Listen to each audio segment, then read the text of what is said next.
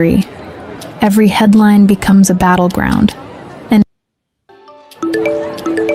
we live in an age where every tragedy becomes a theory.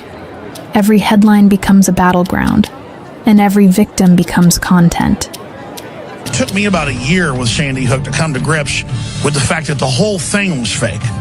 I mean, even I couldn't believe it. I knew they jumped on it, used the crisis, hyped it up, but then I did deep research, and my gosh, it just pretty much didn't happen.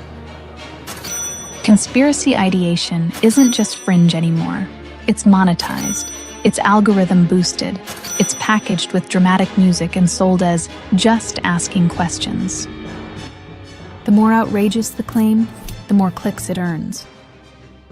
You got parents laughing, like, ha, ha, ha, watch this, and then going, method acting, going,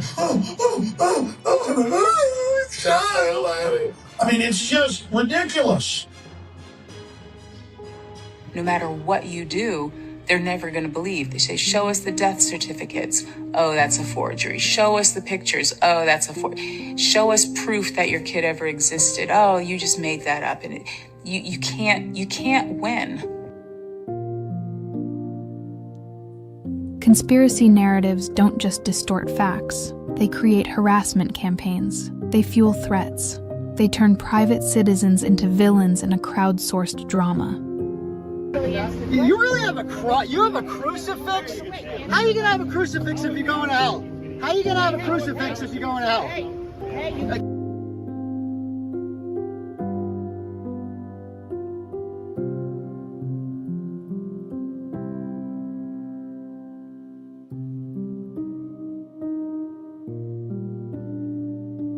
Healthy skepticism is necessary in a democracy, but skepticism without discipline becomes suspicion without limit.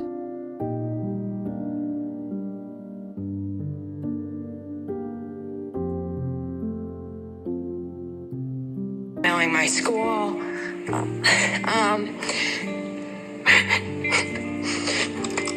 just like a lot of harassment. Can I have a moment, please? Sure. When media rewards speculation over verification, the loudest voices drown out the truth. Real justice requires patience. Real journalism requires restraint. And real victims deserve dignity, not to be characters in someone else's conspiracy.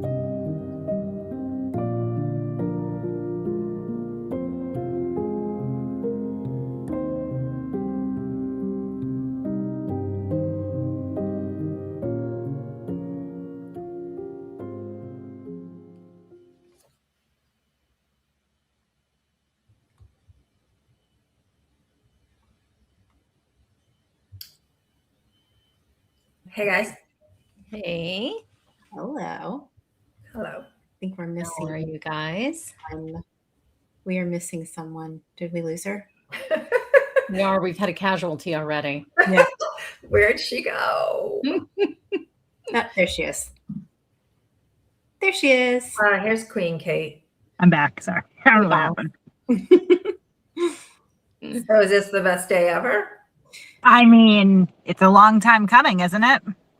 Sure Long is. time coming. Yep. Exciting day. It is an I'm exciting. wearing my hat in honor of. Oh yeah, everybody look at Ginny's hat. Yeah. That's a nice one. So nice. Good to see all of you in the chat. Howdy. I have just shared this to my Twitter now. Oh, Excellent. Yay. Okay. Yay. Yeah, that was a great interview. It was Someone a said good they interview. enjoyed Carrie Roberts' interview with Note My Objection, Catherine Loftus. Yeah, it was great. It was really great. Yeah, it was so good. Yeah. Big Carrie Roberts fan. Love Carrie. Yes, she is. She's great. Do you guys want to start? Do you want me to read the statement? Yeah. Want to Yeah. start that way? Yes. Okay. Yeah. So you guys would figure, obviously everybody knows, that's why you're here tonight, that the witnesses being Jen McCabe, Brian Albert, Brian Higgins, and Colin Albert filed defamation suits against Karen Read and Aidan Kearney today after 3 long years of being defamed and harassed. So I'm just going to read this to you. I have to read it because I haven't obviously memorized it. This is from their attorneys.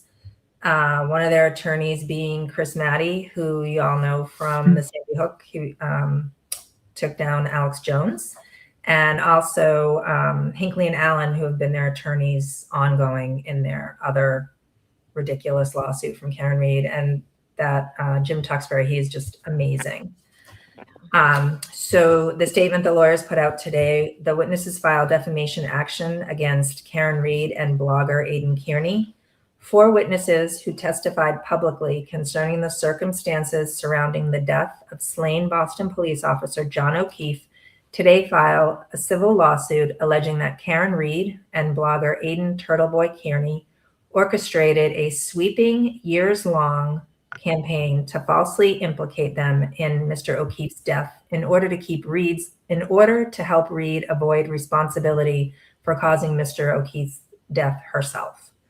In a complaint filed in Massachusetts Superior Court, Jennifer McCabe, Brian Albert, Colin Albert, and Brian Higgins alleged that Read and Kearney worked hand in hand to construct and amplify a false narrative that the plaintiffs, not Read, were responsible for O'Keefe's death and engaging in covering it up. For years, we have done the right thing by assisting authorities in the hope that John's family would find justice and peace. As a result, we and our families have been subjected to relentless false accusations, harassment, and intimidation based on a deliberate campaign of lies, Jennifer McCabe, Brian Albert, Colin Albert, and Brian Higgins said in a joint statement. These lies have torn our community apart and caused immense suffering.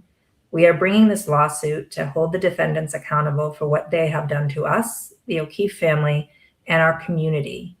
In doing so, we hope to protect future witnesses from experiencing the devastation and cruelty that we have endured.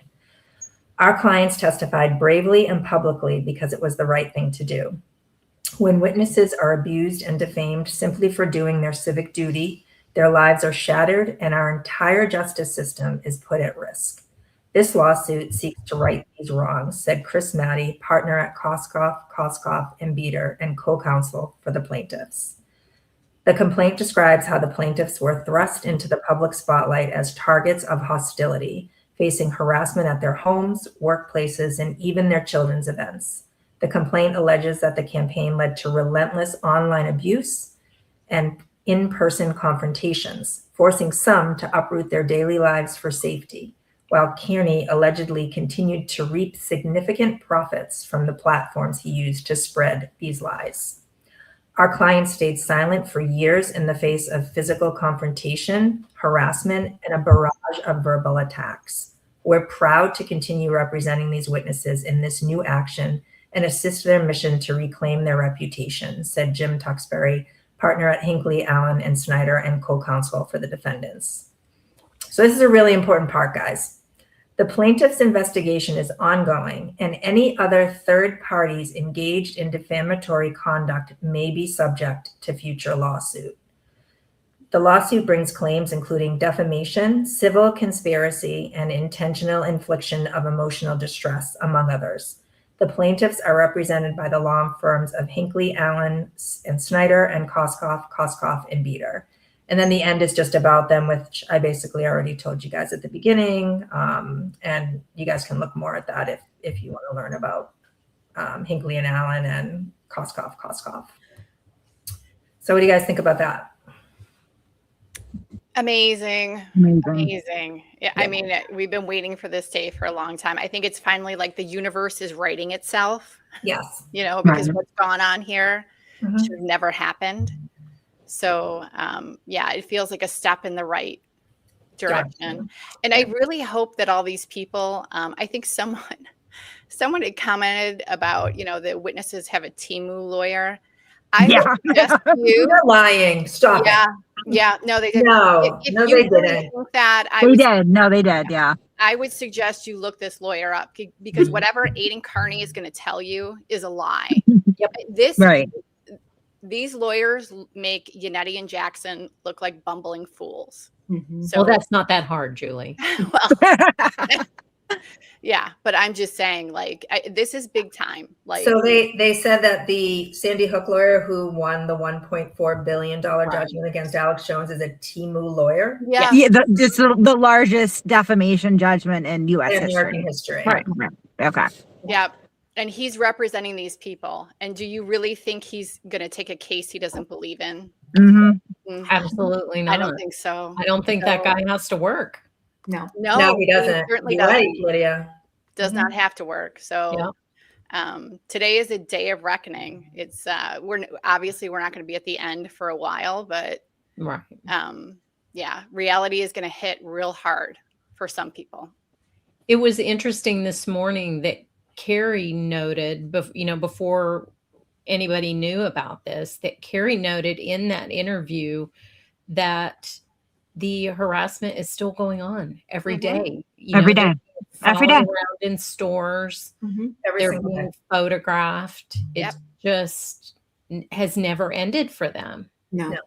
Jen McCabe was at a lacrosse game the other night and had a bunch of middle-aged women with their daughters around them, videotaping her and taking pictures. Women, just like us, just at their kids' game. Can you even imagine doing that? No, So No. sad. no. It's nuts. For what purpose at this point, too? It's just spiraled so far out of control. They're never going to be charged for this man's death because they have no involvement in it, right?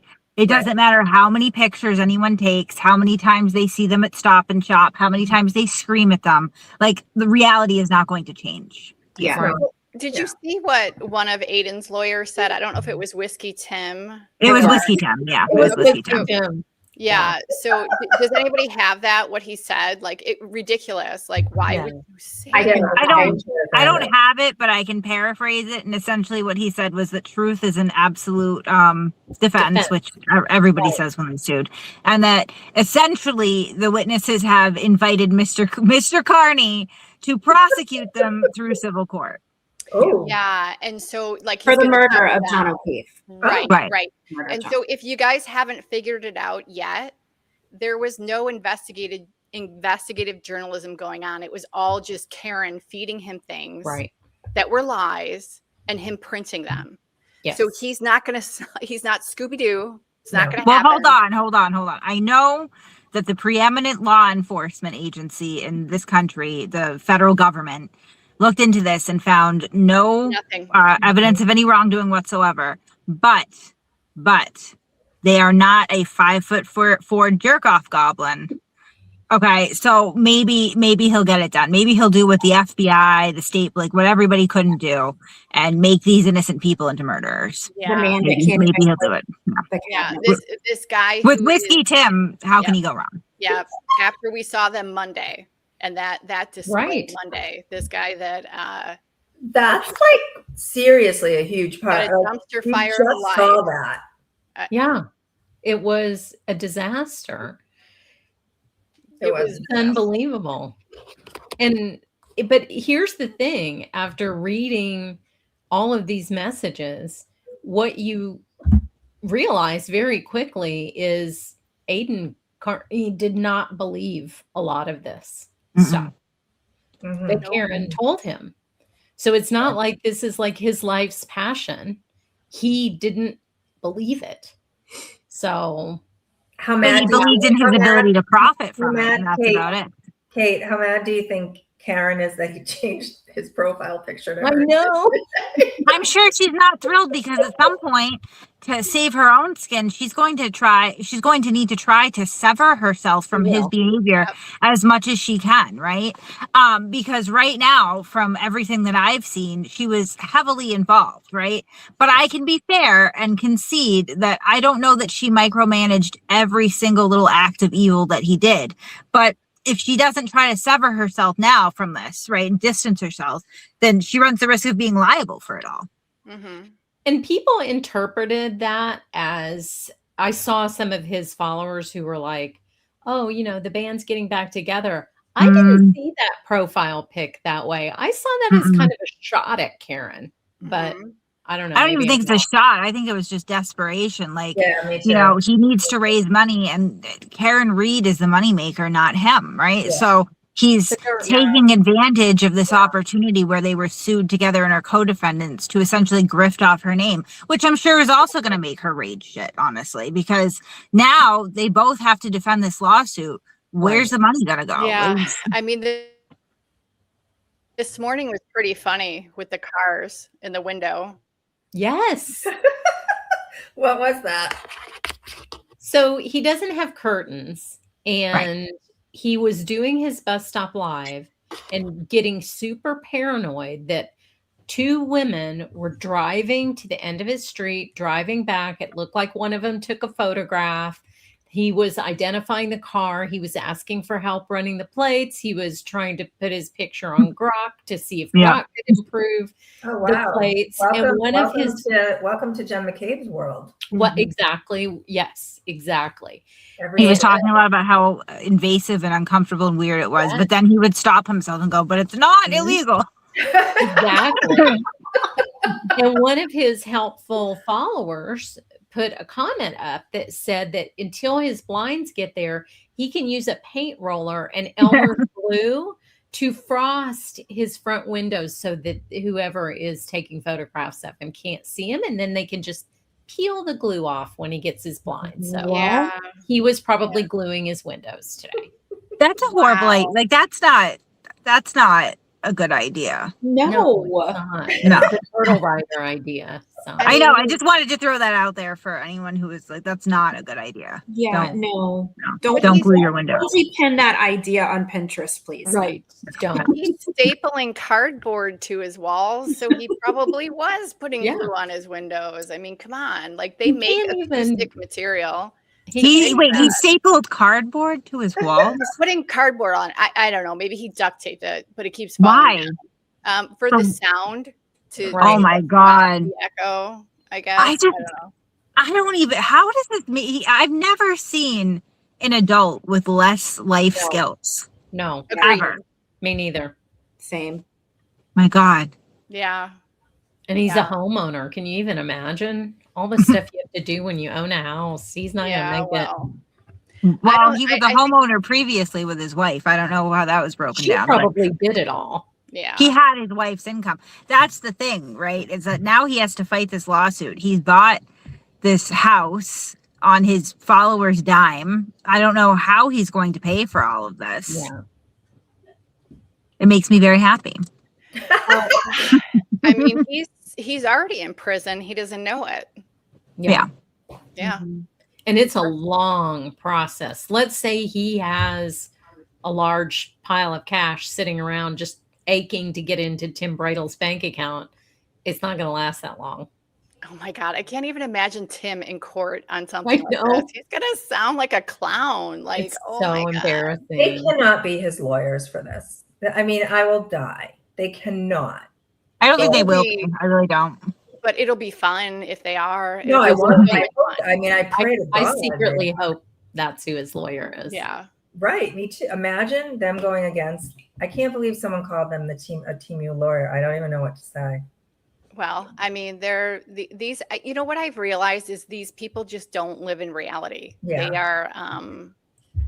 Unfortunately, they're not the type of people that would educate themselves. They're just waiting for him to tell them whatever they should think. It's just craziness. I thought after the trial the other day, a few of his followers would wake up. That was absurd. Yeah. Yeah. I hope. Yeah, me too. We all hope. We all hope. Oh, look at that. I don't think that Bradle.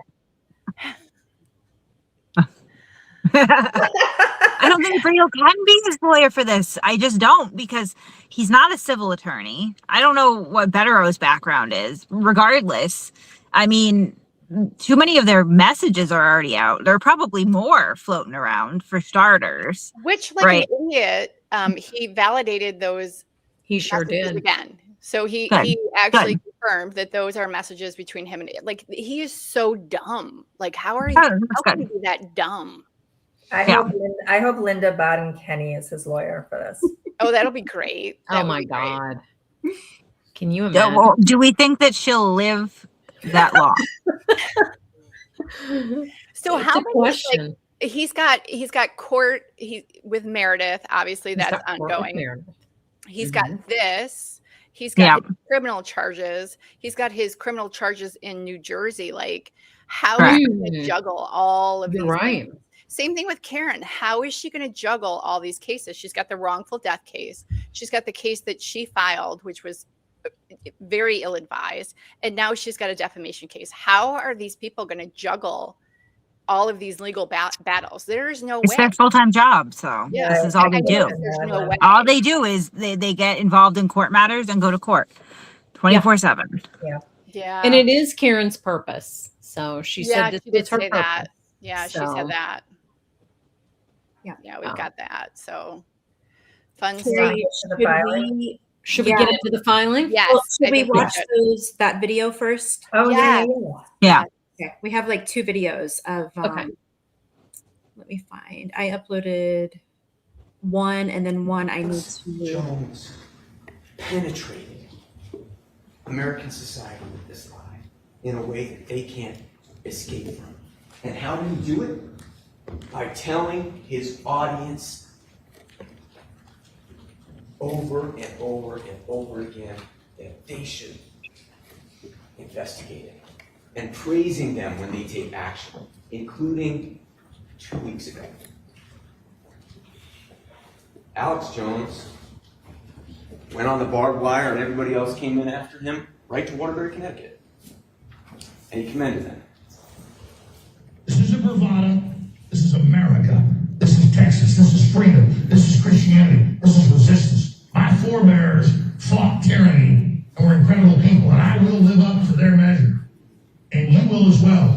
So don't ever, as dark as the hour is and as out of control things are, don't you ever not realize how important you are and what you've done with your word of mouth and your action. And I'm talking to people that went to that puppet courthouse in Connecticut and put InfoWars stickers up everywhere. We commend you.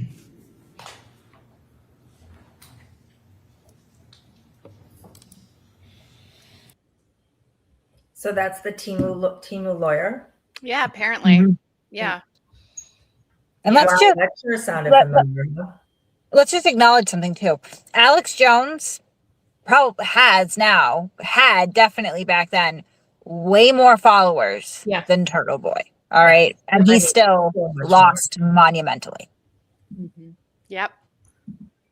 Imagine Aidan's videos being played in the courtroom like that of him screaming. No. I can't I don't even know how he goes to trial for witness intimidation. I truly don't. I mean, He's I- arguably more vile than Jones. Yes. Real. Oh, I agree. 100%. Yeah. I mean, he's disgusting. He had said he was playing our harassment episode, and he's like, oh my God, these people know more about my life than I know. And Yes. I'm sitting there thinking in my head, dude, you have used the internet as your diary. Yeah. It does not take much No. to put this information together because you have Right. put Right. everything out there. Like you are a moron. You are a grade A moron. Yeah. Well, I mean, even in the filing, right? I just kept laughing because every reference, every footnote was see Turtle Boy live, Mhm. see Mhm. Turtle Boy, see Canton. You know, it's like he's It's all memorialized. Yeah, every he single second of it. documented it himself. Yep. Yeah. And his family told him every bad thing that came his way from that blog. They tried. They did. You know, he's been in court for what? For how long, Kate? Since 10 2021 years. at least. 10 years. More than that, 10 years. 10 years. Pretty And- much as soon as he started the blog, shortly thereafter, the lawsuits roll in. And they haven't, he's got 2 pending lawsuits right now. Yeah. 3, What a I'm way to sorry. This is live, the third. 3 pending lawsuits. What I a way just to don't live. get it. I had one more video too. I want to play. Right. It's kind of long, but I think it's worth it to listen to it. Yeah. Let's go.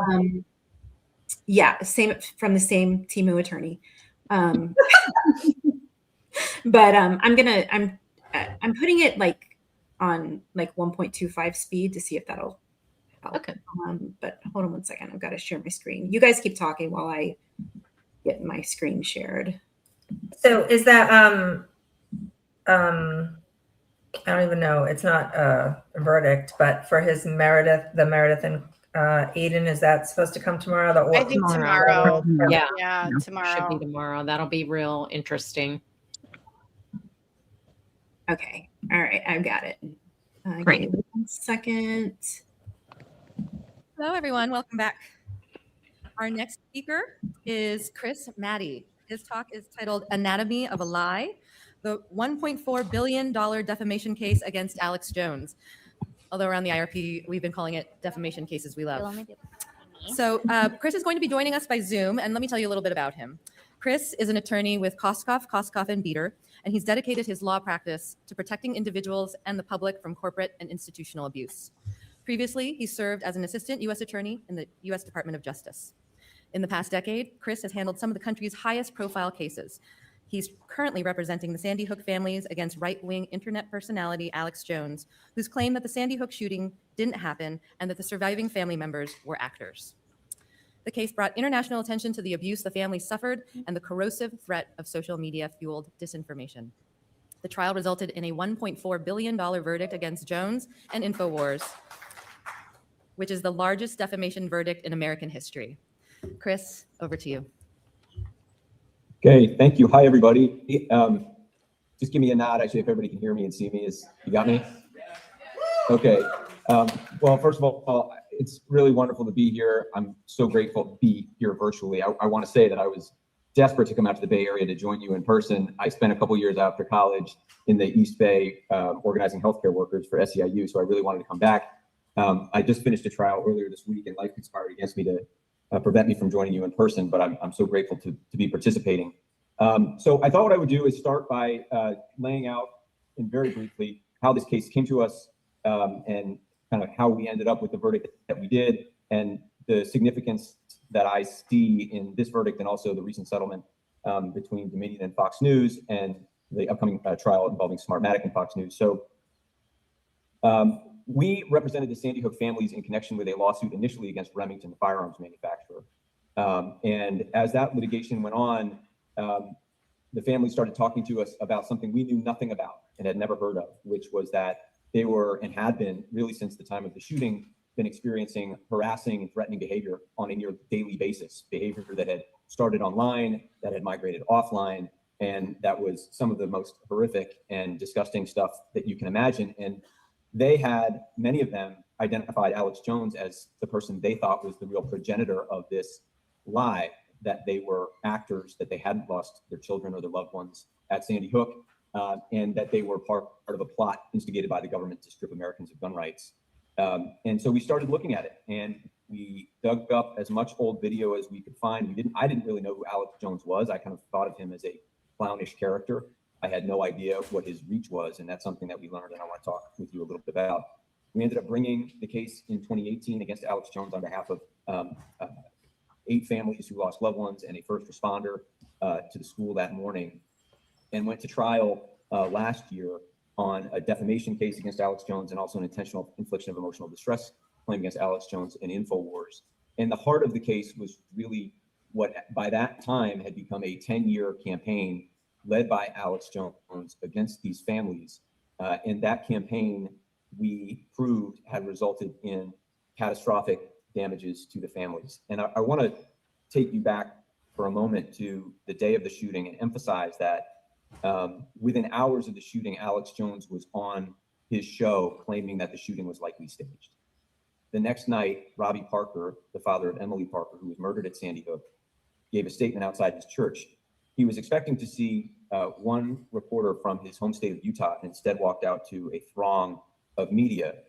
And as he approached the microphone, his father, who was there, tried to diffuse the tension by making a lighthearted comment that made Robbie chuckle. InfoWars, we proved, was watching that broadcast and immediately seized on Robbie's momentary chuckle as evidence that he was an actor, faking his grief and faking that he had lost a child.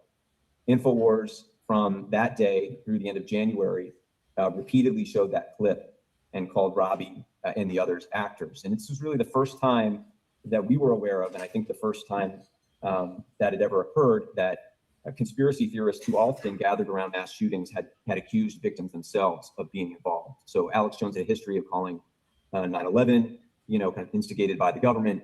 He had, as recently as August of 2011, called Aurora a government operation, shooting at the Aurora movie theater, but had never accused the families and victims themselves of being actors. And the result of that was an audience of his that had been radicalized over years to believe that the government was capable of horrific things, all as pretext to seize guns, that audience was then unleashed on the families.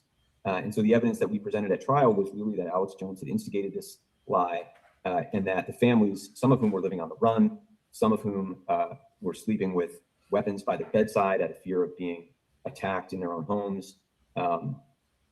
Alex Jones followers who had showed up to charity events to harass families, had defaced the graves of children who were murdered there. All of this we were able to trace back to Alex Jones, and that's, I think, how the jury in Connecticut came to the verdict that they did. So that's the outlines of the case. In kind of preparing for what I thought would be most useful for all of you, I wanted to talk a little bit about how surprised I was that both the growth of Alex Jones as a very, very influential person on the far right, and also the experience of these families went largely under the radar. So let's talk about Alex Jones for a second. Alex Jones, and I want to share, maybe this would be a good time for me to share a slide with you. This is coming through. This is one of the slides from my closing argument, and you'll see here that between 2014 and 2016, on these social media platforms alone, Alex Jones and InfoWars had 9.2 billion impressions. This was somebody who by 2016, and this was an audience he amassed before the 2016 presidential election. This was somebody who was growing in influence and reach, I think largely outside of mainstream media reporting. And Alex Jones isn't alone in being among those who were kind of both fomenting and capitalizing on an increasingly alienated segment of American society. But he was certainly, I would say, the largest so-called media person, although I think he's in media. I don't think of him as a journalist at all, but kind of somebody who has performative journalism, that he was able to amass an audience of this size during this time without a whole lot of public scrutiny around him, I think was one of the major takeaways for me in kind of looking back historically at Alex Jones's development. Really underestimated in terms of his overall influence and reach. And for us, this 9.2 billion number was very, very helpful for a couple of reasons. Number one, it only takes a very, very small fraction of that audience to be radicalized to action, for those actions to be felt downstream by our clients. Even if you have 100,000 people out of that 9.2 billion who have come to believe as a result of Alex Jones's conduct that these families are actors, that can result in really catastrophic harm to them. So I wanted to highlight this fact for you so that you all can think about, and I was kind of asked to consider, lessons that I took from this case that could also be shared with you, asked to consider how what really is I consider Alex Jones to be a political leader in a sense, a kind of bullhorn of this far right movement, how this audience could have become so large and so radicalized, in some ways outside of public view, very online. The other thing I wanted to say about, what was surprising to me about the lack of understanding is, the families themselves, some of them became fairly public in their advocacy following the shooting. Some of them became very public in their charitable works following the shooting. But what was unknown was for the fact that for 10 years, so many of them were suffering, and really suffering in silence. And the number of people who have come up to me after this case and have said, God, I had no idea. I had no idea that they were going through this.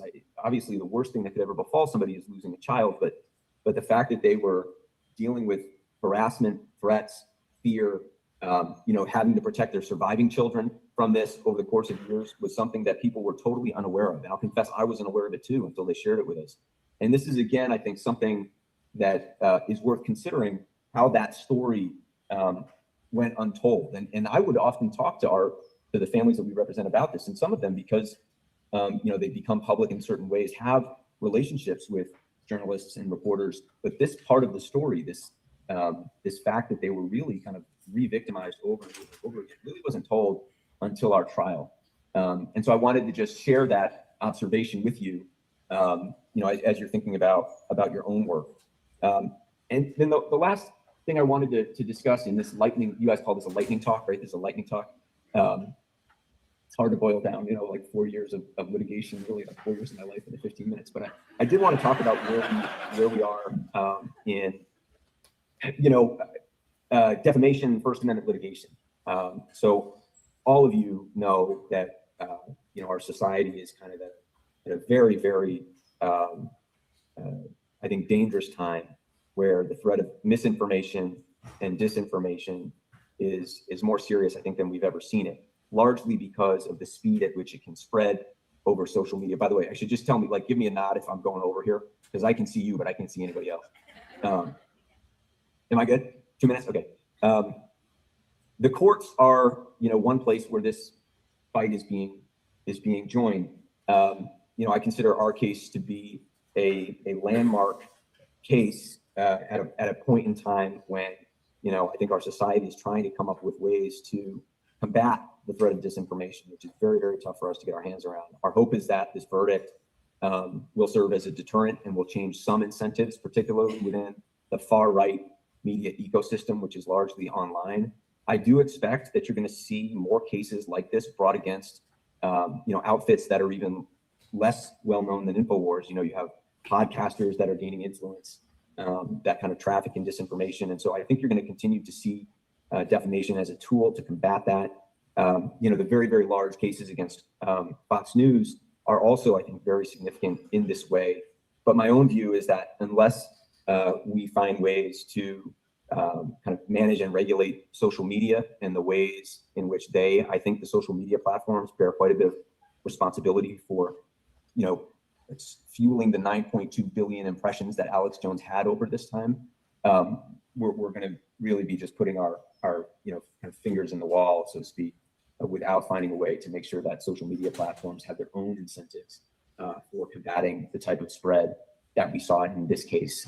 So that's what I have for you in my 15 minutes. I tried to kind of make a few points that I thought would be kind of helpful for this particular audience. And I am so grateful to have had the opportunity. I don't know if there are any time for questions or if you're going to be moving on to your keynote.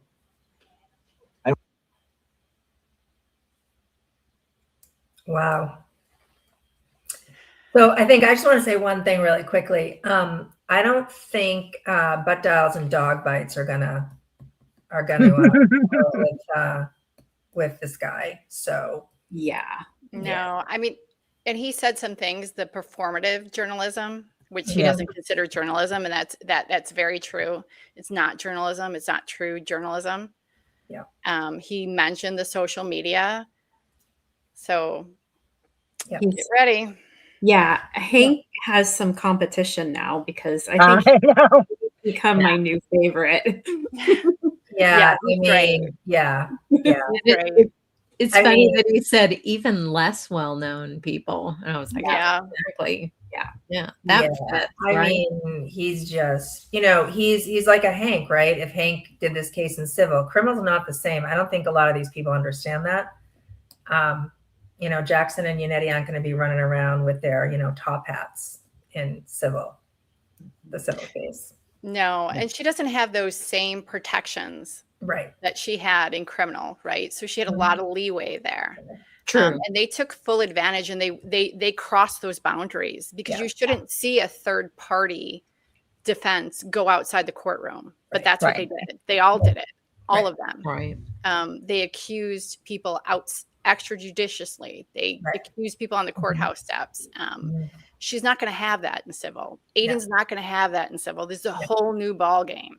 Right. Yep. So, yeah.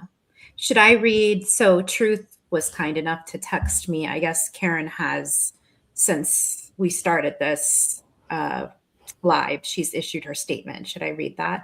Oh, sure. Of course. Okay. So in a statement provided to Mass Live, Read's defense team said the lawsuit was nothing more than an attempt at a retaliation. These plaintiffs are now trying to rewrite the narrative through a civil complaint filed with accusations that are unproven conclusions that are unsupported, and allegations that lack any factual basis, the statement reads. In other words, it's desperation on a page. Oh, dear God. There's a lot of factual. Girl, we have your messages. Yeah, we read the signal messages, Karen. We know. Girl, calm down. We know. We know. So it finishes, the last paragraph is, the filing reads less like a legal claim and more like a systematic campaign of misinformation and falsehoods. We look forward to addressing it fully in court, pursuant to the rules of evidence, with the plaintiffs under oath. The statement concludes. They've been under oath a million times, Karen. Yeah, she never has. No, let's get you under oath, Karen. You know what's funny? Right. Can I just say something? Did you guys notice? So G just read it, and there was no name on that, right? Who said it? Who gave that statement? Right. So there's usually always a name, right? And we know the name that always gives the statement out, right? Right. His name isn't on that. You know why? Because he's in the filing, so his name can't be on the statement. Right. Because he's in the filing that we're about to read so much that he will definitely not be representing her. Right. Mm-hmm. So that's kind of funny because he wrote it. I mean, it's his word, Yeah. but he can't put his name to it like he normally would. Right. Right. Who wants to Okay. start? We want to read? Yeah. So I think we decided we're going to do as much as we can tonight, but we're probably, because we want to read it all because it's good. So we'll probably do like half of it, and then we already had something set up for Sunday, so we'll just finish it. Yeah. Why don't we go? You guys want to go to we'll go to 9 for everybody, if that's good? That's probably when I have to. 9 good? I gotta set up that other stuff. I gotta go do my little secret spy mission. Yeah. All right. That sounds good. Peter runs the government. Okay. I do. All right. Here we go. Now I'm going to read off of my copy, which is a little bit larger. So let me start on page 1. So this case arises from a multi-year conspiracy orchestrated by Karen Read and Aidan Kearney to subvert and prejudice the criminal justice process in Norfolk County, Massachusetts. Through a coordinated scheme, Read and Kearney sought to protect and enrich themselves by defaming and tormenting the plaintiffs who served as witnesses in connection with the Commonwealth of Massachusetts investigation into the death of John O'Keefe and its prosecution of Read for his murder. More specifically, Read and Kearney conspired to defame and did defame the plaintiffs by falsely asserting, among other things, that they were responsible for O'Keefe's death, conspired to conceal their roles in his death, and framed Read for murder.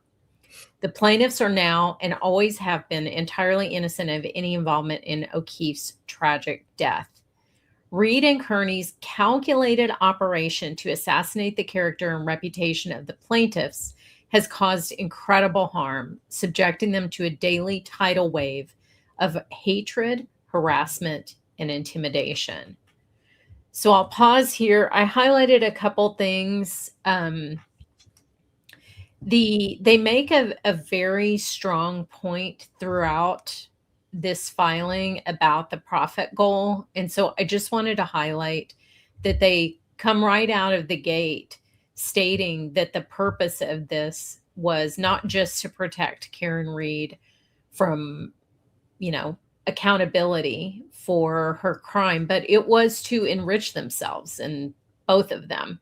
Mm-hmm. And they were successful, in my opinion. Yeah. And then I just thought that language was interesting, that it was a calculated operation, because what we've seen from going through these messages is this incredible choreography that was taking place from, the information flowing from Karen through the intermediaries directly to Aidan, that immediately being posted as propaganda on his blog and in his lives. Like, it was like a ballet. Mm-hmm. I mean, it was so coordinated. Right? Yep. So let me go to page 2 before I continue reading. Okay, while the damage to these plaintiffs has been catastrophic, Read and Kearney's lies have also caused a rupture within the Canton, Massachusetts community, poisoning the community's cohesion and discourse. Read and Kearney's lies, which were amplified by a vigorous public relations campaign, tainted the criminal prosecution of Read and deprived the O'Keefe family and the Commonwealth of the justice they deserve. And this is so sad, because this is the other thing that you see in the messages that we've talked about, is what this has done to Canton. And somebody said, and I can't remember off the top of my head, but somebody was saying, this week, that people come from other states to stand in front of D&E Pizza. Carrie said it this morning on her interview. Oh, that's what it was. Yeah, Carrie. She was like, Narragansett, from Rhode Island. Yeah, Like, he's holding an "I love Canton" sign. yes, yes. And I was just, I mean, cool. I love the Bahamas. I don't fly there and hold up signs. So weird. It's so weird. It's just the weirdest thing. It's just so bizarre. But it is sad. And to see like the neighbors and the friends, and all these terrible things, gossip they were sending in, it's just turns my stomach. And just to piggyback off that, you see the same thing in the Alex Jones case, right? Where I remember watching and seeing the guy that they would send down there, and he would disrupt select board meetings. That was what he did. That was his thing. Identical to this, right? The same sort of wreckage on the community. Right. Yeah, there's so many parallels, like even just in listening to that video or listening to him talk. And I want to just interrupt for a second before Lydia continues, because I know that all the weirdos will jump all over us. We're in no way, there's no comparison to losing children. So when we compare the Sandy Hook case to this case, there's no comparison when you lose children, right? And we all know that. No, as far as the content and the underlying facts, the tactics. Yeah, we've all talked about that. Tactics. So we all know what we're talking about. There's no comparison, but the tactics, like Kate said, and what they did, it's the same playbook. Mm-hmm. So that's what we mean when we're comparing, obviously. Yeah, absolutely. Did I already read 3? I did, right? No. The plaintiffs bring this civil action to finally hold Read and Kearney accountable for the wreckage that their conduct has caused, and to prove in a public forum governed by rules of evidence that Read and Kearney individually and collectively pursued a deliberate scheme to spread lies about the plaintiffs, use social media and other amplification means to achieve maximum penetration of these lies, and enrich themselves through their ill-gotten celebrity, which is so gross when you think about it. Becoming celebrities off the back of a murder trial. It's disgusting. Okay, so someone developed a conspiracy already online today about the fact that this was filed in Barnstable. Is that how you say it, Carrie? I don't know. Yeah, you got it. Barnstable. That's where Brian Higgins lives. So they developed a conspiracy that this was, a ploy of some sort to get, what is the ploy? A particular jury by filing it here, but the venue is appropriate in this court pursuant to blah, blah, blah, because at least one party to this case, Brian Higgins, resides in Barnstable County. I mean, do they expect them to file this in Norfolk County? Right. Yes. Who would ever think that right now? I mean, and we all know, and I think everyone's pretty aware, the witnesses, they have been abandoned by Norfolk County. Yes. So it has nothing to do with getting a jury or what. They're going and they're doing what their lawyers tell them to do. Right. Like smart people do. Correct. Which is why you don't see them interviewing with every single news station and doing documentaries right now, like, Karen Read. So, they're doing what their lawyers tell them, but also one of the witnesses lives there. Mm-hmm. He lives there. Right. So it's completely appropriate. Higgins just has a little shorter drive to the courthouse. Yeah. Right. Yeah. And maybe all the freaks can't go. That would be amazing. Right. Okay, so the parties are defendant Karen Read is a resident of North Dighton, Massachusetts, where she lives with her parents. On January 29th, an intoxicated Read struck O'Keefe with the back of her Lexus SUV, incapacitating him and ultimately causing his death. On June 9th, 2022, she was arrested after being indicted by a grand jury for second-degree murder, manslaughter while operating a vehicle under the influence of alcohol, and leaving the scene of an accident resulting in death in connection with her causing the death of O'Keefe. On July 1st, 2024, a jury failed to reach a unanimous verdict on the charged offenses and the court declared a mistrial. In 2025, the Commonwealth retried Read, and on June 18th, 2025, they convicted Read of driving under the influence of alcohol, but concluded that the Commonwealth failed to prove Read's guilt beyond a reasonable doubt on the remaining charges. Defendant Aidan Kearney, this is so embarrassing, aka Turtle Boy, is a resident of Holden, Massachusetts. Kearney owns and operates the website tbdailynews.com and is responsible for the content that appears on that website. He also owns and controls the YouTube channel Turtle Boy Live, the Rumble channel Turtle Boy Daily News, the Facebook page TB Daily News, the X account under the handle Dr. Turtle Boy, the Instagram page under the handle Turtle Boy News, and the TikTok account under the handle Turtle Boy Daily News. So you can see they're rounding up all the places where these messages are being spread. So they're saying this is an ecosystem that's being fed from all of these different sources.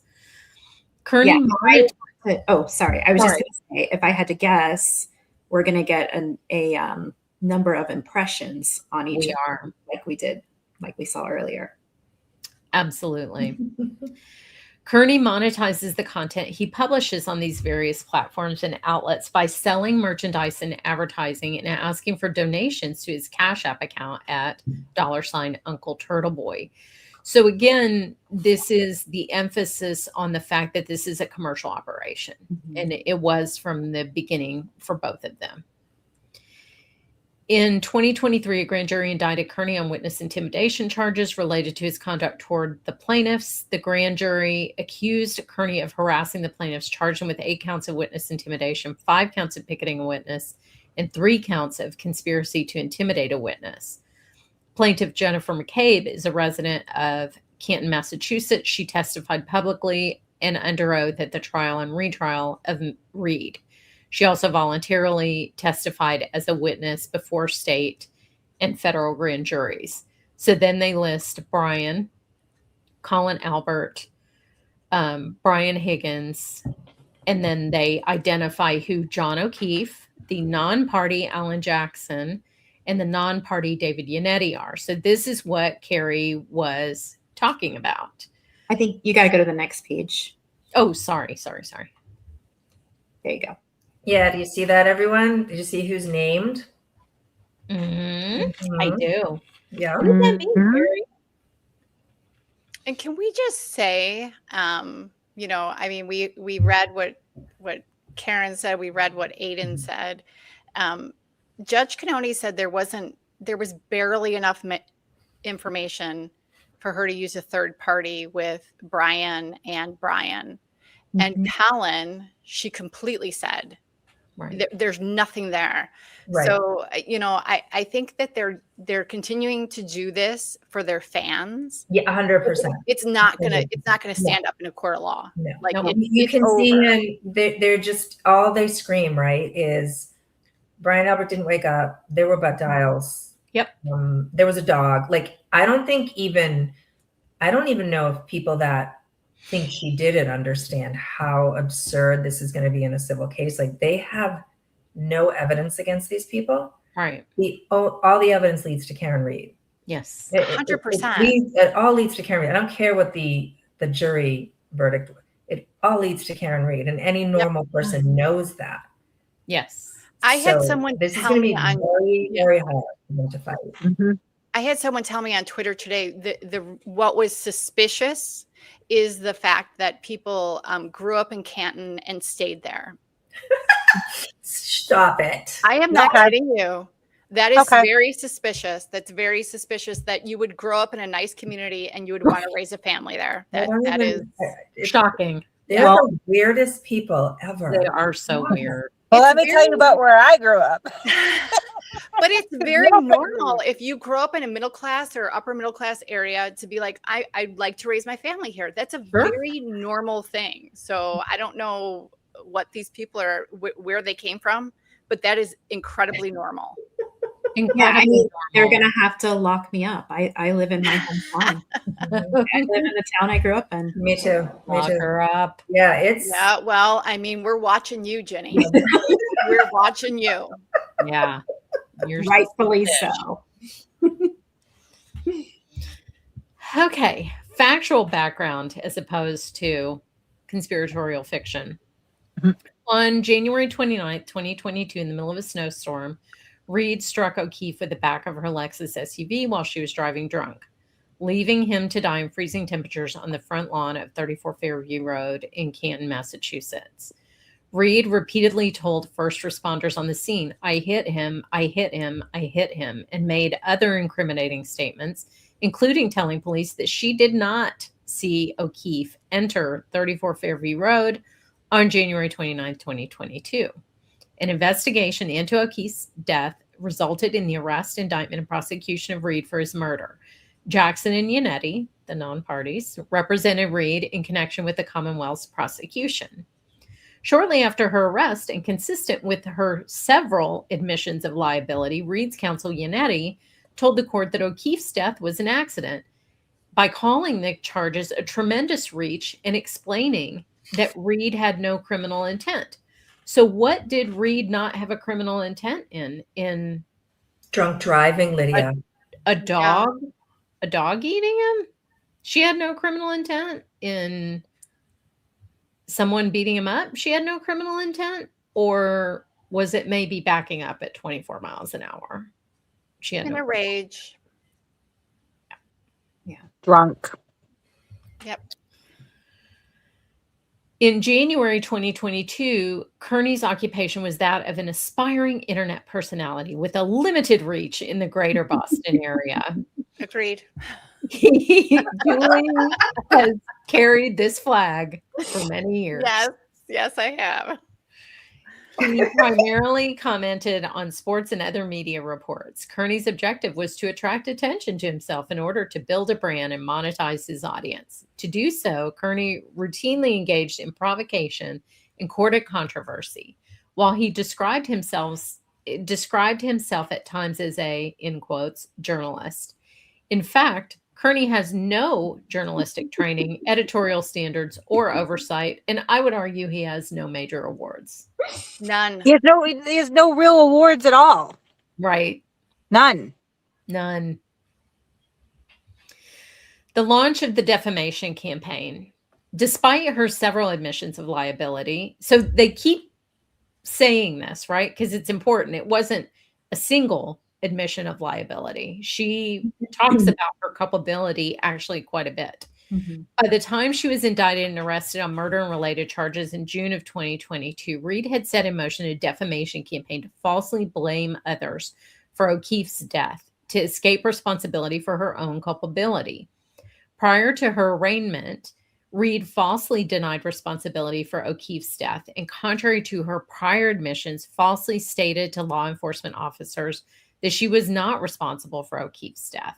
Instead, she falsely claimed that O'Keefe had been, quote, beaten up by Brian and Colin Albert. Read knew this statement was false and that Brian Albert and Colin Albert had nothing to do with John O'Keefe's death because she knew she had hit O'Keefe with her car, causing his death. Read's false accusation against Brian Albert and Colin Albert was recorded on police body cameras and released to the public during a pretrial hearing in April 2024. To facilitate the spread and publication of her lies, Read found and enlisted Kearney.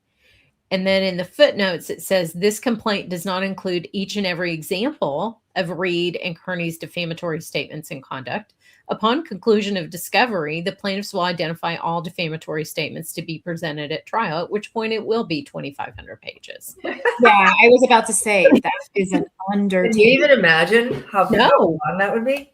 Oh my gosh. I mean, can't. he's making more of them. Like as we're streaming, he's making more defamatory I was just statements. about to say, like, it's going to be like up until just the day they turn. Oh, I mean, he's doubling down. He just made a tweet that he's doubling down. It's like shoveling while it's still snowing out, or like brushing your teeth while you're eating Oreos. Like who is giving him this advice? His own little brain. I think the voice is in his head. Do you know what I think is just so wonderful is he got a taste of, like, he bought that house and he realized like what a beautiful thing it is to just be a normal person, right, and live a normal life on a normal block and have your kids play. Yes. And buddy, it's all gone. Yeah. You're not going to have that life. No. So No. I think it's very sweet that he got to taste that. Yeah. Good point. Now, the second footnote is the Karen Read during arrest. We're all in on the same joke, right? Video. So that is a body cam video that they've put in a footnote where she begins the conspiracy in the police station. So let's go to the next page. And this is, 3 years ago. As of April 2023, Kearney and Read, through an intermediary and Read's counsel, began communicating with one another to further Read's defamatory scheme against the plaintiffs. Kearney described the intermediary as a copy and paste vessel that just sent messages between Read and him. I need to make an image of that later. Read used an intermediary and her counsel to correspond with Kearney to conceal the defendant's relationship and to create a basis upon which she could plausibly deny her role in Kearney's false claims. Pursuant to this scheme, Kearney would publicize and widely disseminate Read's false claims about the plaintiffs and others in an effort to destroy the reputation of those individuals so that Read could evade responsibility for causing the death of O'Keefe. As part of this scheme, Read sought to launder defamatory material by gratuitously including it in pleadings filed with the court. And I found this so interesting because that is exactly what they did for the duration of both of these trials. It's how we found the relationship between Kearney, Alan Jackson, how that information was flowing. We'll get into all of that later, but I thought this was such a great term. Mm-hmm. And if you remember, we talked about this with the murder sheet as well. The attorneys in the Delphi case did the exact same thing. They laundered defamatory material by gratuitously including it in pleadings filed with the court, which is gross.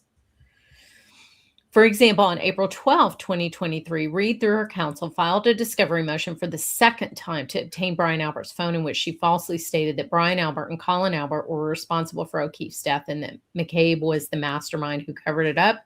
Read knew these statements were false. Read, through her counsel, also attached several non-public documents to the filing that had zero relevance to the narrow issue before the court. The purpose, and Hank busted them on this several times, where there was a narrow issue before the court and they were doing all kinds of smoke and mirrors around the narrow issue just to get the information in public. Well, they did this with the filing the amended complaint, right? I mean, we talked about that a little bit. They were Yuri's response. He called them out for. Yeah. Or no, it may have been their response. I can't remember. One of their responses, putting in there something about Yuri discussing the donations to the website. Oh, right. It had nothing to do with anything. But of course they had to include it because it was just one more thing for the cult to attach onto and start screaming about. So, I mean, they're still doing this. That's what they do, right? They put out, that's how they get their information out. Well, I mean, they've been caught explicitly because Gretchen Voss's interview was recorded in its, entirety.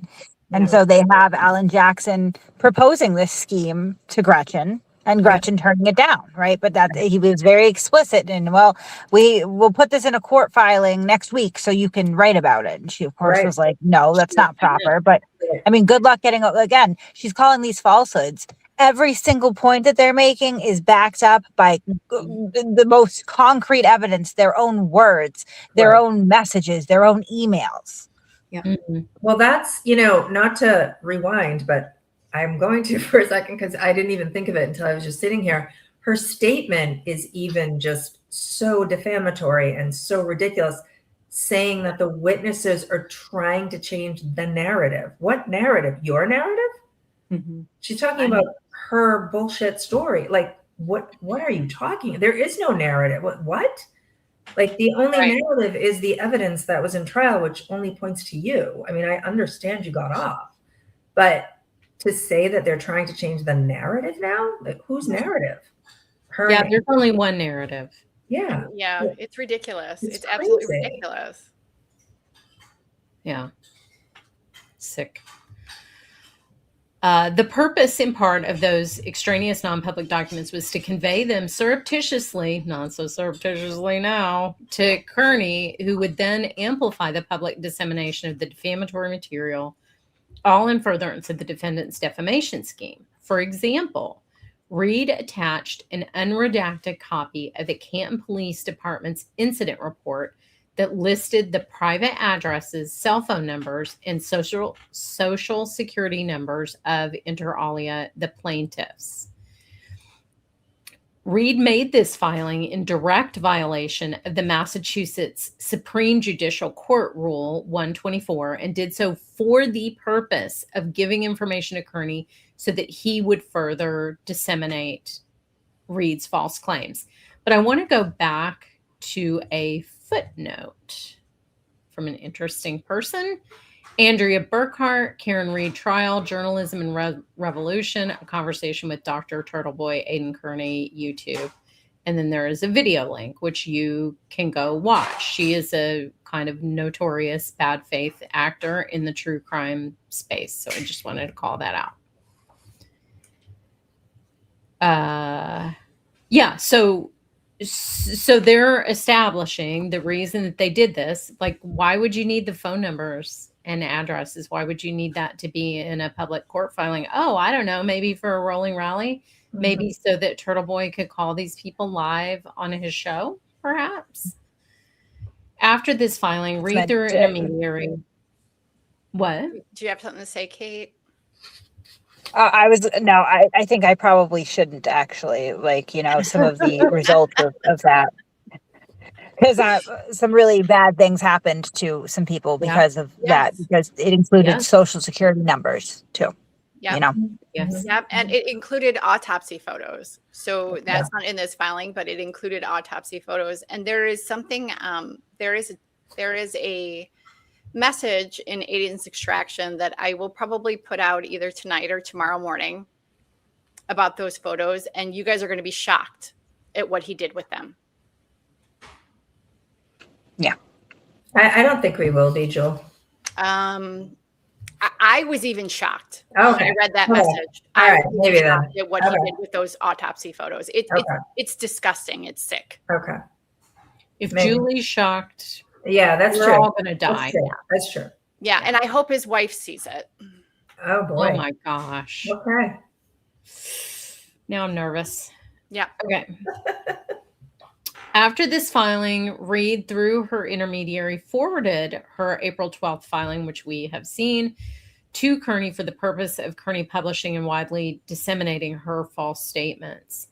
With encouragement and direction from Read, Kearney published his first blog post days after receiving these false statements from Read. Indeed, prior to Kearney's April 18th, 2023 publication, Kearney shared his draft blog post with Read through her intermediary and, I would argue, the attorneys, who provided Kearney with dozens of corrections well into the wee hours of the morning, which Kearney understood to be from Read.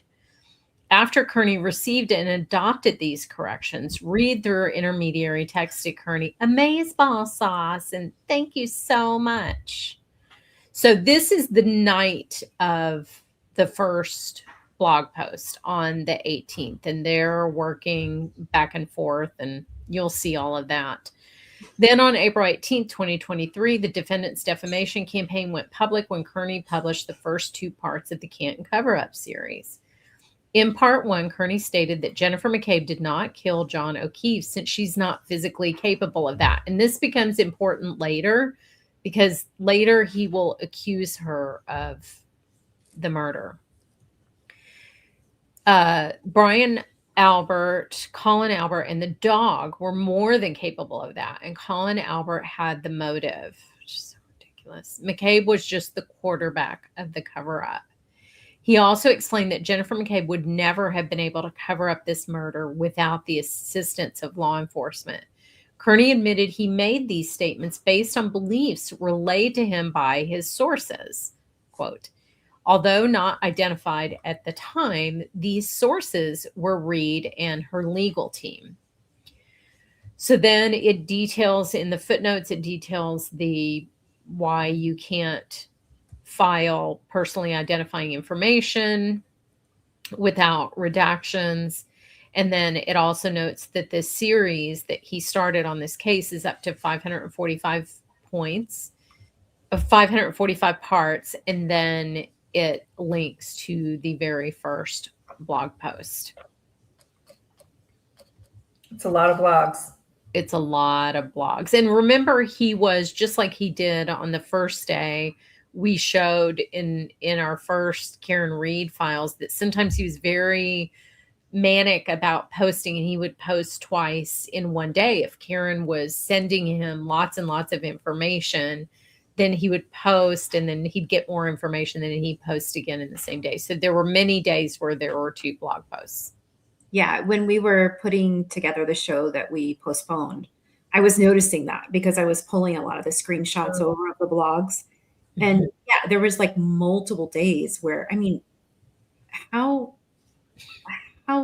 like accurate can you get when you're just, well, he didn't. That's always been the way that he blogs, though. That's always been the way. Because prior to Karen Read, he wasn't getting a lot of views on each blog, right? So how do you inflate those ad dollars? Well, you post 4 or 5 blogs a day, and the same, 1,000 people or whatever are going to go back and read, all 3. And now you've gotten triple the views for your advertisers that you would if you just posted 1 blog a day. Yeah, true. Yeah. Yeah. And the answer is you can't be because when you have a turnover of, an hour to write a story, you're not going to be very accurate. That was a argument that I had with him a lot of the time, and that previous bloggers had before everybody left him, was that you need to put quality above quantity, right? You can't expect us to be churning out these blogs every couple hours because they're just not going to be very good or very accurate. Well, and you see that with the first blog post. So he's just dumping. He has one day literally where he's getting introduced to the team. He's getting, his phone number sent to Alan Jackson. Karen is sending all this information through the intermediary. He is just downloading this all onto his blog immediately. And then they spend until 3:00 in the morning correcting him, saying, John had a niece and a nephew. You have to fix that. It's 34 Fairview Road. It's, all of these things. He's like fixing it in warranty during, those first few hours of this blog post. So yeah, it was just like a fire hose, and he wasn't vetting anything. He just wasn't. He never, but not just that night. The story from the murder defendant herself. Correct. Exactly. Right. Yeah, it was a copy of red from Karen. Right, but he's not vetting any of this information either. Journalists, generally speaking, they like to source three independent sources, right, before they publish something. He doesn't have one. He has one source, and there's absolutely no cross. I stress this every time I talk about this. How we've been in the extraction now for well over a month. I still have not found one actual source of information. No. outside of Karen Read. Me neither. Not one. Well, I I've mean, tried. Kate, we have to consider the yearbooks a source. I bet, like, so information about that evening, right? Right. There's No, a lot I'm of people saying, that come in with information about biographical information, where the witnesses are, where they hang out, who's married to who, you know, who knows who from high school. That stuff, sure, it has absolutely no bearing on what happened that evening 100%. whatsoever. But as far as the actual case, None. one source the Just entire time. Karen. Yeah. Yeah. Right. I mean, and we've got to think about that. Like this guy who says he's a journalist, like there was some Aidan didn't even do that work. It was some girl, some woman that went through those yearbooks for him. But he considers that like that is news that people went to high school. Yes. Oh my God. Remember that blog where he has all their high school it's insane. Like all of Jen's. And they were high just school like photos. eating that up, all his rabid fans. It was crazy. Yep. It's nuts. Like 5th grade level stuff. Yeah. He made no effort to redact the names and proceeded to publicly mock them, which he's done for 3 years since.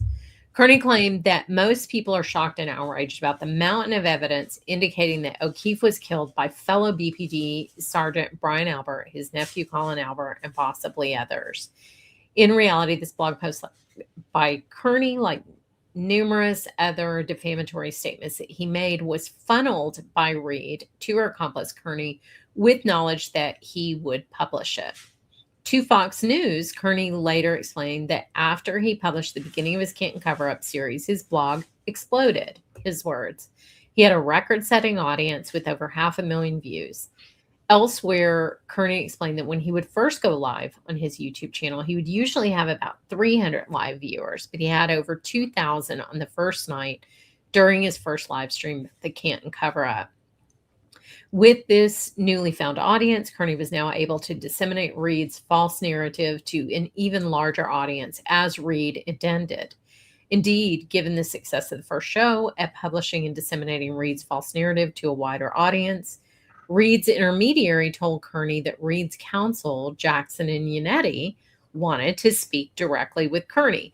And this took place that evening when he was writing the first blog post. So the intermediary gives Kearney's number to Alan Jackson that night. And then there are other messages that we'll get into on Sunday. The conversation between Kearney and Read's counsel occurred on April 20th, 2023, in which they spoke about Read's campaign. Kearney secretly recorded that conversation. So this piece of information might be new to some people, but Aidan Kearney recorded a conversation with Karen Read's counsel that day, and there is evidence of that. So what do you have to say about that, Carrie? I mean, is anyone surprised? No, of course not. No. And Kate, I guess my question for you is, prior to this case, just the history of, what is the lore around him recording people's phone conversations? Constantly. Back in the day, he would often enlist other people to do it and then take the recording and monetize it. But yeah, he's a chronic. I mean, I'm shocked that people still talk to him, or, especially because there's this obsession. Everybody wants to be anonymous. Keep me anonymous. If you're talking to the guy, everything you say in text is being screenshotted. And if you're on the phone, everything is being recorded. And quite frankly, as we've seen, even to his own family, you can be in person with him and he'll still secretly record it. This is a long-standing, I mean, I can't imagine once they get into that computer of his, how many wiretapped communications they are going to uncover. I mean, probably in the 50, 60. Who is still talking to him and texting him? Can you imagine? Who would be? I mean, we know which attorney it was. What do you think that person? And I'm assuming it was more than one attorney, but we know for sure who was sent. We do. So what do you think that person would say if they knew they were recorded? Well, I'm sure they can figure it out from timing and context that they were by now. Yep. Probably not thrilled. Yeah, Yep. I think that attorney would be waving his little arms a lot. Yeah. Well, I don't want to jinx myself, but I am, working on seeing if I can track that one down. Well, that would be great. That would Yeah. be great, Kate. We would love that. Thank you, boss. I usually work my magic, so. Yeah. Okay, so then the footnotes are another blog post where he's, being contacted by people who knew John asking him to stop doing this. So this is very early in the process again. And then there is a link to another one of his YouTubes, which he calls, I don't know why he calls his shows presentations now, but that's a thing. So it was one of his YouTube presentations. Oh, I know. Cosgrove called it that. Cosgrove called them the YouTube presentation. Oh, really? Yeah. Oh. So that's why. So he's just making fun of Cosgrove. Yeah. Gotcha. Okay. I wasn't up on that cult speak. Yeah. 2 days after speaking directly to Read's counsel on April 22nd, 2023, Kearney made additional false statements at the direction of Read in episode 575, which is exhausting, of his weekend live show. Kearney repeated Read's false claim that O'Keefe was killed inside 34 Fairview during a fight with Colin Albert and or Brian Albert. During that show, he also used the phone numbers that Read and her counsel intentionally made public on their April 12th, 2023 Rule 17 motion. And you can see in the messages these motions being passed over to him. All sorts of motions were sent to Kearney. He used those numbers to call McCabe and Brian Albert and directly accused them both of a cover-up. Kearney's voicemail left on Brian Albert's phone asked, "Did you kill John O'Keefe? Or was it your nephew Colin? And are you covering for him? How did your dog get downstairs and begin biting Mr. O'Keefe?" Sure, but there was no DNA. There was, sure. There was no bites. Yeah. And there's only the top jaw. Remember, poor Chloe doesn't have a bottom jaw. A gentle one too, because a top jaw that doesn't even puncture. Right. Later in the April 22nd, 2023 show, Kearney shared images of the Canton Police Department's incident report, distributing to his thousands of followers the private addresses, phone numbers, social security numbers of the plaintiffs. As a direct result of Kearney publishing their personally identifying information, which he received from Read, the plaintiffs who were not generally recognized or responsible for O'Keefe's death began to experience disturbing levels of defamation, harassment, and abuse by members of Kearney's audience. This is exactly what Read intended when she began to use Kearney to disseminate and publish her false story.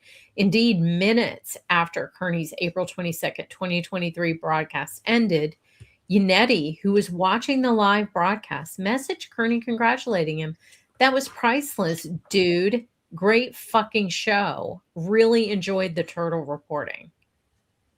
Yet, Read and her counsel repeatedly deceived the public about Read's coordination and relationship with Kearney, in part because they knew using Kearney as a defamation mouthpiece could subject Read to civil liability for defamation and related civil misconduct. So this is a very interesting sentence, I think, because no one ever wants to talk about why it is that this group of people wanted to distance themselves from Turtle Boy. Nobody wants to talk about that. Right. I never thought about that. Right. That being the reason, but that makes complete sense. Yeah. Yeah. Think about how careful she was, right? She was. And at first, right? Natalie, the intermediary, at not talking, and then Signal. I mean, she knew what this was. Knew what she was doing. It was so calculated and choreographed. And looking back at all of it, it's impossible to deny that that was the intent. right? Was to hide this relationship specifically because she knew it could subject her to civil liability. So time to find out about that. Basically, let's let him say it all. He'll be the one civilly liable. Exactly. Protect me. Right, civilly, criminally, whatever the case. I mean, he's the patsy in this case. Right. I'm serious. Like, that was her intention from the beginning, Well, right? I mean, of course, he's facing jail and now a civil suit. The only reason she's even involved in this now, right, is because of everything that's come out. You know, if she had been smart and, you know, whatever, I don't know, talked to him. She trusted Kearney. That's really the fatal flaw. She trusted him, and she, you know, was really I mean, she let his advocacy go so far that it sounded the alarms very quickly that, hold on, there's something going on here. And then consistently over the last 3 years, he has made statements publicly and leaked information that makes it clearer and clearer and clearer how connected they were. I mean, and like the culmination of this is that he leaked his own goddamn phone extraction. So now there's no question, right? Right. No question. Yep. No question. But why didn't he just get himself out of trouble by saying that? Why didn't he just say, all right, you know, it is what it is. I would like to get my 9 felonies off the table. No, because he still thinks he's going to be rich and famous. I think that's what it is. He still believes it. I think you're right. And he's not someone who could admit that he's wrong, you know. He projects an image of himself, right, as this truth-seeking, gumshoe reporter, independent, you know, hardworking guy. And if he were to admit, okay, yeah, so I wasn't really buying it. I had a lot of questions. She didn't answer them very well, you know, such as the whole 227 search. We've all seen those messages. Right. She's never produced an actual, like, intelligible answer to the questions that he posed that night to anybody, right? If he admitted, okay, yeah, Karen Read wrote all my blogs, I didn't have any other sources, I didn't do any research, then he's essentially admitting what he really is, which is a undereducated, lazy slob who has no scruples and will do anything for a drop of clout and a couple bucks in his little tin can, right? Because that's reality. That's what he's trying to run from all the time. So for him to admit these things, although it would probably lessen his liability in court where it matters, it would increase it on social media where he lives, where, you know, and where he can project this image of himself. He's a very tragic figure in that regard. I think you're right, which is crazy, right? Like, I think he cares more about what people on Twitter think. Yeah. But then why? You saw his post, right? Where he's talking about hundreds of thousands of people that care about him. I think it was yesterday or maybe this morning. I don't remember when he was discussing the whole thing. Well, the poor dear, he can barely get 24,000 views on videos anymore. I mean, he purports to have 6,000 people watching him last night, but one thing that was pointed out was he put up a poll and only 900 people voted. So there were a lot of people in that chat that weren't actually engaging organically. I wonder what that could be. But again, it's not for Aidan. Reality is what he can make it. He is so chronically online that he just curates this image of himself and an image of whatever he's covering at the time. I don't think that he has a good grasp of what the truth is in any sense of the word anymore. It just simply is something that he can make into whatever he wants. Yeah. But then why did he say in a recorded phone call, when all of this is over, I'm going to confess everything? Well, to get Meredith off his back, really. What phone call was that? I don't remember. I don't remember Meredith. that phone call. It was with Meredith. And because she was upset. And so how is he going to, you know, calm her down at that point? Okay, you want me to take accountability for this? I will when all this is over. Wasn't he just talking about recording Karen? I think that's what he meant. Maybe. Yeah. No, I think that's what he meant. I do. Recording her, recording. Yeah, recording. He was like saying to Meredith, I'm going to admit that I recorded her when this is all over. Oh, gotcha. Yeah, I'm pretty sure. Because they were arguing like about the recording. Gotcha. Okay. Okay. Now that you say that, I think. Yeah. Okay. Okay.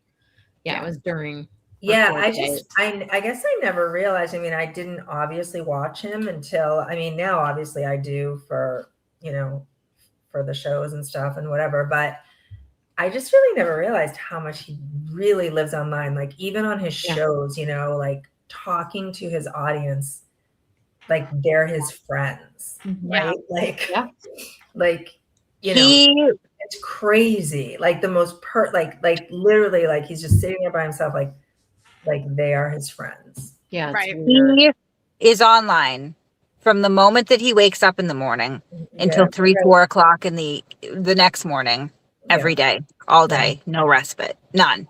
He's constantly online.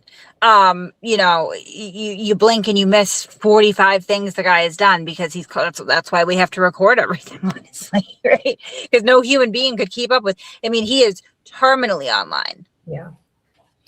And that's another thing his mom talked to him about. She's like, this isn't real life. You have to talk to people in real life. Like, that's how it works. Okay. I'm going to be a timekeeper really quickly, just because we're already. Yeah, I gotta go set up. Is it? So finish this page. Yeah, let's finish this page, and then obviously on Sunday we're going to have to mosey because we're only on page 10. I know. We're only a fifth of the way through. All right. I'm trying to read fast. Okay. That's okay. Thanks for having me. All right. Bye, Kate. Bye, Kate. Thanks for coming. Don't forget to pay me. Thanks. For example, during a September 2023 Boston Magazine interview, Read and her counsel stated that they had never been in contact with Kearney. This statement was false and intended to hide the fact that Kearney was carrying out Read's defamatory screen. So then the footnote is the Gretchen Voss article in Boston Magazine. So you can go read that article, but it is very interesting that, you know, from the get-go, so they're making the point that from day one, everyone, Read, her attorneys, everyone is saying, we don't know who this guy is. We've never been in contact with him. What an outrageous lie, knowing what we know. Moreover, 20 months after telling Kearney that his April 22nd, 2023 show accusing McCabe, Brian Albert, and Colin Albert of being involved in the death of O'Keefe was a great fucking show, Yannetti disavowed Read's relationship with Kearney. In an address he gave at Boston College Law School on November 11, 2024, regarding Read's first trial, Yannetti said he had concerns about Kearney and that he was someone you want to keep at arm's length. Yannetti also said, notwithstanding his undisclosed direct and indirect communications in coordination with Kearney, that Kearney's tactics, quote, are not the tactics of a refined defense attorney. Well, then. Totally agree. Yes, I do as well. Who knew we'd end up on the same page as Yannetti? No, refined defense attorneys would not conspire with Aidan Kearney. No. Not that I could really call Yannetti a refined defense attorney. However, similarly, Jackson publicly denied communicating and coordinating with Kearney. In an October 18, 2024 interview, Jackson denied involving Kearney in Read's public strategy. Yet during the same interview, Read acknowledged she had communicated with Kearney. I think, are they referring to Dateline here? Yes. Okay. Frequently, but she limited that disclosure, claiming that the two only spoke in the months leading up to her March 2024 criminal trial, which of course isn't true. And so then the footnote is highlights from Karen Read's Dateline special from McCoy tipster. So that was the whole Scanlon thing that Yannetti was being super dramatic about in the Dateline interview. Mm-hmm. So we are 1/5 of the way done. All right. There's a lot of good stuff coming up. That's for sure. There is. Yeah, I thought we would get to the Nest stuff tonight, but nope. So I'll talk about it on Sunday. I teased it on Twitter, but I'll talk about it on Sunday. Yeah, that's great. That is very, so very. There's so many interesting things. Yeah. You are the goat, Ginny. It's a whole a whole nother subplot. Yes, a whole nother subplot, which is A disturbing subplot. very It disturbing. is. Very disturbing. It just kind of shows you how, what these attorneys are all about and their tactics. So what do we have coming up? We're going to do a show on Sunday. Tomorrow we should get the big reveal. I wish so bad that they were going back. I love that judge. I love him so much. No, I'm so mad that we won't ever get to see him again. I just want to watch his trials nonstop. Yeah. He's so good. So we'll finish this Sunday, and then maybe Thursday we'll come back and do the signal messages. Yeah, that would be fun. We still have that show for you guys. I think that'll be very interesting after you get this whole yes, filing for sure. digested. Oh, that's right. The show we were supposed to do. We have that whole show. Yeah. Yes. Wow, that would be great. That would be great. Good thing is the slides are all done. Yes. Yeah. You can just post, right? Right. Yeah. All right. So we'll finish this up for y'all on Sunday. Do we know what time we're going to do, or we'll decide? Let everyone know. I think we 5 Eastern. 5 on Okay. Sunday. Do 5. Yeah. 5 is great. Sounds good. 5, Okay. All right. And then we will definitely finish it up, even if we have to go long. We will finish I'll this. read extra fast. I'll do my Evelyn Wood thing. It'll be good. All right. Thank you guys. And somebody said something earlier, and I'm not going to remember it. Maybe one of you guys will. They wanted to obviously 4. Yes. What was it, G? 4.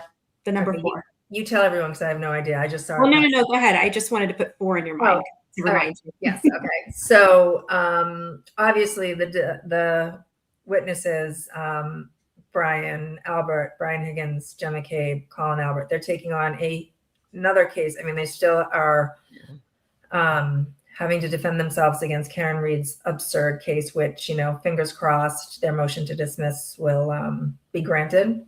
But until then, they also now have their defamation case also. So please go to defendingthetruth.org. And somebody put up a great idea. What was it, G? Something 4 to do with April. So okay, so like $4, $40, $400, $4 million, $4 million, whatever you guys want. That's a really good idea. That's a great idea. Love it. And we also talked about at some point we're going to do some sort of fundraiser type thing, for a few hours. We're not going to do the glare 24-hour, 12-hour, type thing, but we'll do something fun in the next couple months or something for the witnesses. So if you guys can go to that after the show tonight, that would be amazing, especially with what was announced today. I think that, they appreciate everyone's support, and to see it all tonight, that would be great. 100%. Yeah. All right. Anyone else have anything to say? No. See you Sunday. See you Sunday. Bye, guys. Have a good Bye, night. guys.